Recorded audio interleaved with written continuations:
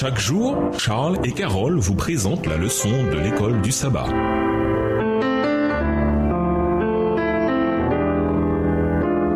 Bienvenue dans votre émission. Dieu nous parle. Nous voilà à la leçon de jeudi, se repentir et se convertir. La notion de repentance est présente dans le Nouveau Testament. D'ailleurs, Jean-Baptiste a débuté son ministère avec un appel à la repentance. Lisons Matthieu 3, les versets 1 à 8. Comment l'idée de retour apparaît-elle dans ces versets? En d'autres termes, en quoi les paroles de Jean-Baptiste reflètent-elles ce que l'on trouve dans Deutéronome? Pourquoi avaient-elles une pertinence particulière pour les pharisiens et les sadducéens? Matthieu 3, les versets 1 à 8. En ce temps-là, parut Jean-Baptiste prêchant dans le désert de Judée. Il disait « Repentez-vous, car le royaume des cieux est proche. » Jean est celui qui avait été annoncé par Ésaïe le prophète lorsqu'il dit « C'est ici la voix de celui qui crie dans le désert, préparez le chemin du Seigneur, aplanissez ses sentiers. » Jean avait un vêtement de poil de chameau et une ceinture de cuir autour des reins. Il se nourrissait de sauterelles et de miel sauvage. Les habitants de Jérusalem, de toute la Judée et de tout le pays des environs du Jourdain se rendaient auprès de lui. Verset 6. Et confessant leurs péchés, ils se faisaient baptiser par lui dans le fleuve du Jourdain. Mais voyant venir à son baptême beaucoup de pharisiens et de sadducéens, il leur dit « Race de vipères, qui vous a appris à fuir la colère à venir? Produisez donc du fruit digne de la repentance. » Jésus a aussi débuté son ministère avec des appels à la repentance. Lisons Marc 1, verset 15. Que dit Jésus et pourquoi fait-il le lien entre la repentance et la bonne nouvelle? Marc 1, le verset 15, il disait « Le temps est accompli et le royaume de Dieu est proche. Repentez-vous et croyez à la bonne nouvelle. » Que ce soit Jean s'adressant spécifiquement aux chefs religieux ou Jésus à la nation dans son ensemble, l'idée est la même. Nous sommes pécheurs et bien que le Christ soit venu pour sauver les pécheurs, nous devons nous repentir de nos péchés. Et que nous péchions fréquemment, que nous soyons des croyants fidèles ayant commis un péché ou que nous soyons de nouveau convertis, cette repentance implique que nous nous détournions de nos anciennes habitudes de péché. Nous devons reconnaître notre état de pécheur et nous repentir de nos péchés eux-mêmes et pas uniquement en raison de leurs conséquences. Nous devons également faire le choix conscient de nous débarrasser de ces péchés et, en nous appuyant entièrement sur le mérite de Jésus, de mettre en pratique tout ce commandement. Deutéronome 15, verset 5.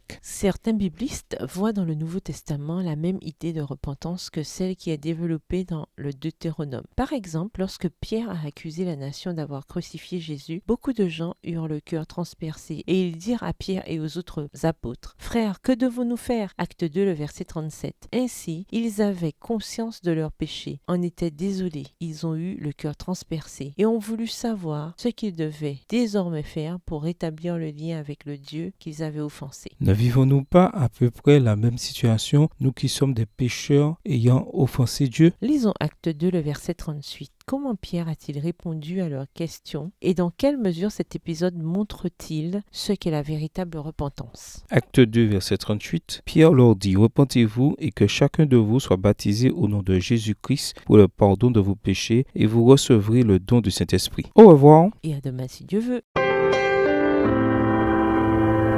Dieu nous parle. Chaque jour, Charles et Carole vous présentent la leçon de l'école du sabbat.